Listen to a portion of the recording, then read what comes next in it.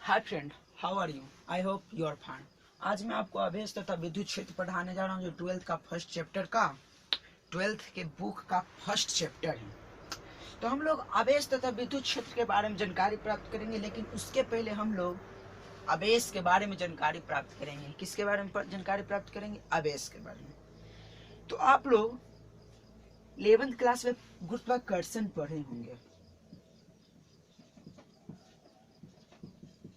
गुरुत्वाकर्षण, तो गुरुत्वाकर्षण के बारे में आप जो जानते हैं सेम टू सेम उसी प्रकार आवेश भी है। गुरुत्वाकर्षण किसी वस्तु का मूलभूत गुणधर्म होती है। क्या होती है? गुणधर्म होती है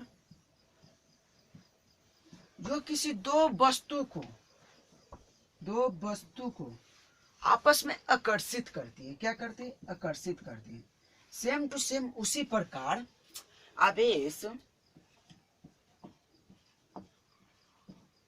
आवेश भी किसी वस्तु की मूलभूत गुणधर्म होती है जो दो क्षेत्र उत्पन्न करती है। एक उत्पन्न करती है विद्युत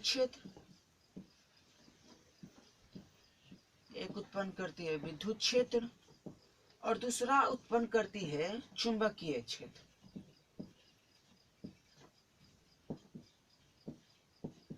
बात आई समझ में? नहीं आई तो मैं एक बार फिर से बोलता हूँ। जिस प्रकार गुरुत्वाकर्षण में गुणधर्म होता है कि दो वस्तु आपस में आकर्षित करती है, ठीक उसी प्रकार आवेश में भी एक गुणधर्म होती है कि वह दो क्षेत्र उत्पन्न करती है। एक उत्पन्न करती है विद्युत क्षेत्र और दूसरा उत्पन्न करती है चुंबकीय क्षेत्र। ठीक है, समझ में आई बात? आवेश दो प्रकार के होते हैं।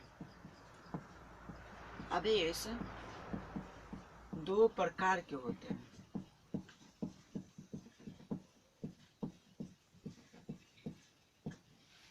एक होते हैं धनावेश, एक होते हैं धनावेश, और दूसरा होते हैं ऋणावेश। धनावेश को पॉजिटिव कहते हैं, पॉजिटिव चार्ज कहते हैं,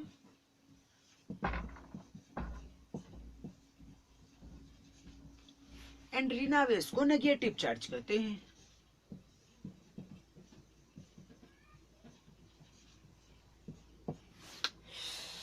धनावेश को प्लस से सूचित करते हैं तथा ऋणावेश को माइनस से सूचित किया जाता है। अब धनावेश के बारे में आप जानकारी प्राप्त कीजिए, उसके बाद ऋणावेश के बारे में जानकारी प्राप्त कीजिए। तो धनावेश किसे कहते हैं? धनावेश वह आवेश होता है, धनावेश वह आवेश होता है जो इलेक्ट्रॉन का त्याग करती है। क्या करती है? इलेक्ट्रॉन का त्याग करती है। धनावेश, आप एक बात याद रखिएगा, धनावेश इलेक्ट्रॉन का क्या करती है? इलेक्ट्रॉन त्याग करती है, इसी के कारण इस पर पॉजिटिव चार्ज रहते हैं। किसके कारण पॉजिटिव चार्ज रहते हैं धनावेश पर? चूंकि यह इलेक्ट्रॉन का त्याग करती है, इसलिए इसके कारण इस पर पॉजिटिव चार्ज रहते हैं।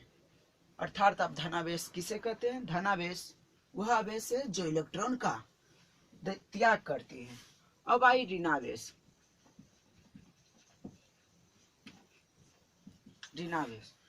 ऋणावेश जो होती है इलेक्ट्रॉन की ग्रहण करता है।